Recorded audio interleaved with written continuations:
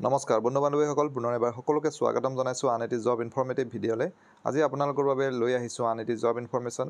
পুনৰ এবাৰ গ্ৰেড 3 আৰু গ্ৰেড 4ৰ কেইটামান পদ মুকলি হৈছে, গতিকে আপোনালোকে ভিডিঅ'টো মিছ নকৰিব। শেষলৈ চালে গম পাব ক'ত মুকলি হৈছে এই পদকেইটা, কোৱালিফিকেশ্যন কি বিচাৰিছে, চেলাৰী কিমান হ'ব, কেনেকৈ এপ্লাই কৰিব, এজ লিমিট, গোটেইখিনি কথা আমি ভিডিঅ'টো ডিছকাছ কৰিম। ইনফৰ্মেটিভ যেন পালে লাইক শ্বেয়াৰ কমেণ্ট কৰিবলৈ নাপাহৰিব। চেনেলটো যদি ছাবস্ক্ৰাইব কৰা নাই আজিয়ে কৰি ল'ব। এতিয়া পলম নকৰি আমি ডিটেইল এডভাৰটাইজমেণ্টটো চাই লৈছোঁ।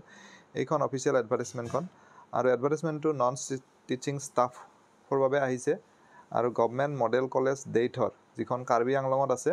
আৰু ইয়াত গ্ৰেড 3ৰ 3টা পদ আছে, এটা লাইব্ৰেৰী এছিষ্টেণ্ট আৰু 2টা জুনিয়ৰ এছিষ্টেণ্ট।